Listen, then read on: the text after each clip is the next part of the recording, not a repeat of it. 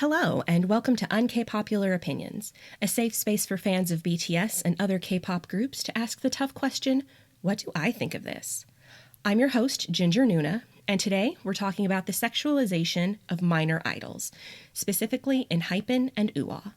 A quick trigger warning, this episode contains mentions of sexual harassment and sexual situations involving minors. Initially, this episode was going to focus solely on ENHYPEN. Then I realized, to get a complete picture, I needed to include a girl group too. Simply put, men and women are held to very different standards, especially when it comes to performative sexuality. For this episode, I'm putting aside my personal beliefs that gender is a spectrum and focusing on the binary. ENHYPEN is arguably one of the biggest rookie groups of 2020. They won 3 Rookie of the Year awards, which is especially impressive when you consider that they didn't debut until the last day of November. A major part of their success can be attributed to their formation on the Mnet reality show Island. While the show's domestic ratings were poor, 171 countries participated in the global voting portion of the show. For those of you who are geographically challenged, like me, there are 195 countries in the world. 88% of all countries on Earth had at least one person who was committed to making sure that their bias made it into the group. For more information on the formation of ENHYPEN, be sure to check out UnKpopular Opinions Episode 3. Truth be told, I started writing this episode in my head long before Jungwon, Heesung, Jae, Jake, Sunghoon, Sunwoo, and Nikki made it into the group. Heck, I wasn't even considering having a podcast at that point. But the YouTube reactions to a specific Island performance got my blood boiling and wheels turning. I'm talking about Dive Into You. Dive Into You was one of 2 songs written for the chemistry test portion of Island. If you haven't heard it, check out the description of today's episode. There's a YouTube link to the performance. The 6-person team was made of Hanbin, Jae, Sunwoo, Nikki, Taki, and Daniel, whose international ages ranged between 22 and 14. The song is described as the journey of Islanders and global fans in getting to know each other. If we are together, there is nothing to fear. But after hearing the lyrics, many fans doubted the validity of this synopsis. It appeared that the song was far more sexual than the contestants were led to believe. The majority of the song is in Korean. This means it's entirely possible that some of the songwriter's true intent was lost in translation. However, the most damning lyrics are in English, specifically the chorus of "Go touch you like this, come touch me like that," and the bridge of "Do it, do it, do it all night." When used within the context of the entire song, these lyrics could be seen as metaphorical or literal. Either way, netizens were mad. The internet was flooded with cries of how inappropriate these lyrics were, especially when sung by minors. This is where my UnKpopular opinion comes in. I think people need to calm down. There are 2 audiences watching this performance, adults and minors. Both audiences should be having different experiences when they hear this song because they are in 2 different places in their lives. Let's take a look at this situation from both perspectives. Since with age comes wisdom, let's start with the adult side. Adults often forget that teenagers are completely capable of being sexual beings. For some reason, society acts like you can't explore your sexuality until you're 18, or whatever the age of adulthood is where you live. I think this is far more dangerous than giving teens the space to explore and make their own mistakes. As a mom, I want to protect my kid. But I also have to acknowledge that I won't always be there. I shouldn't always be there. Being a good parent is helping your kid learn to think for themselves and deal with the repercussions, whatever those may be. We as adults should allow young people to explore their feelings in a safe way.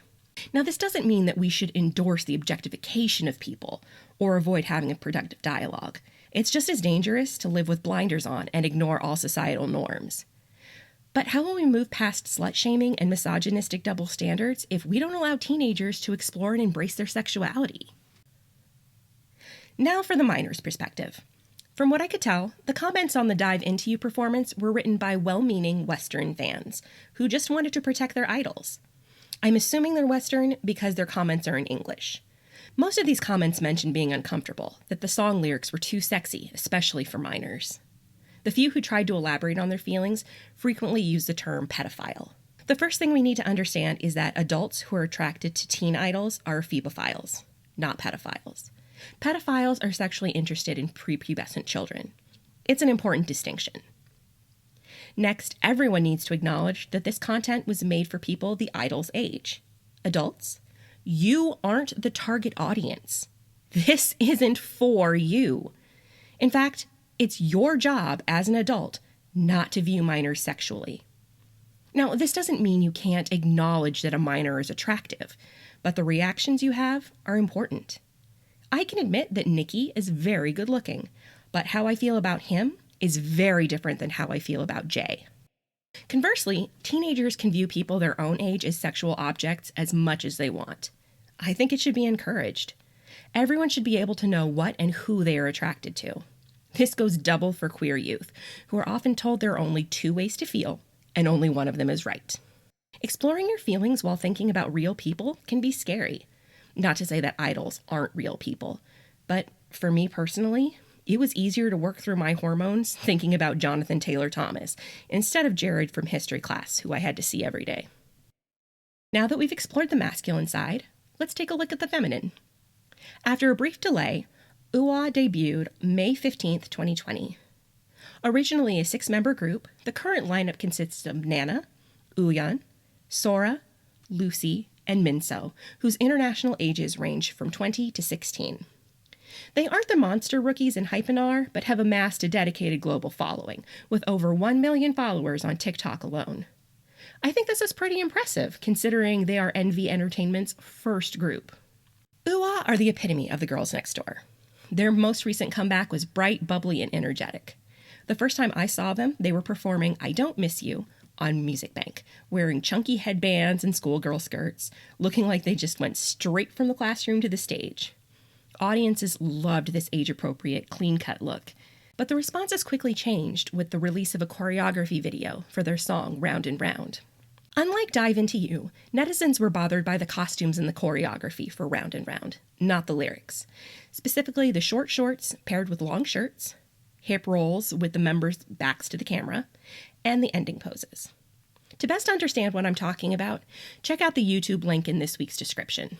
Once again, commenters cried how this was inappropriate for minors. These fans, who usually identify as female, are often parroting the same slut-shaming garbage they're told by adults. Growing up, I thought Britney Spears was too sexy. Actually, to be brutally honest, I thought she was slutty. Why? 2 reasons.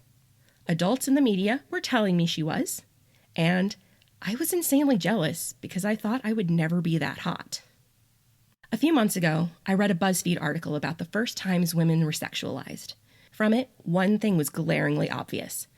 Creepers will make the most innocuous things sexual. Women were sexualized for eating bananas, wearing sweatshirts, and basically just existing. In the wrong hands, anything can be sexualized. I completely understand wanting to protect minor idols, and we absolutely should. But are those in their late teens being punished for other people's mistakes? When we tell them to change their costumes, are we engaging in the equivalent of, if you wear that, you're asking for it? It's also important to note that, once again, these comments were in English. Based on that, we can deduce that this performance was probably being viewed with a Western lens. This is where things get even more complicated. Overall, Westerners have a very tumultuous relationship with the sexualization of East Asian women, specifically the fetishization. This is apparent now more than ever thanks to the senseless violence and persecution the Asian community is facing in the United States. With the globalization of 4th-gen K-pop, it's easy to forget that while we may be enjoying a performance in the States, the artists are Korean, and they're trying to appeal to a Korean market. Think about this. Rarely do you see cleavage in K-pop videos. Why? Because breasts aren't the ideal. Legs are. What body parts are considered sexy and taboo vary by each culture. So, when we're trying to break down the exploitation of artists, we have to remember what is exploitative where the artists are from. Like with the Korean N-word argument in episode 4, don't bring your cultural baggage to another culture's table. There isn't a weird Asian fetish in Korea because most Koreans are Asian. In the end, I'm sad to say that young people embracing their sexuality is a lose-lose situation, especially if you identify and present as a female. So, fellow adults, I have a homework assignment for you. The next time you're watching or listening to something and find yourself thinking, this is way too sexy, ask yourself why you think that. How old is the artist? Is the artist really being exploited? Are you the target audience?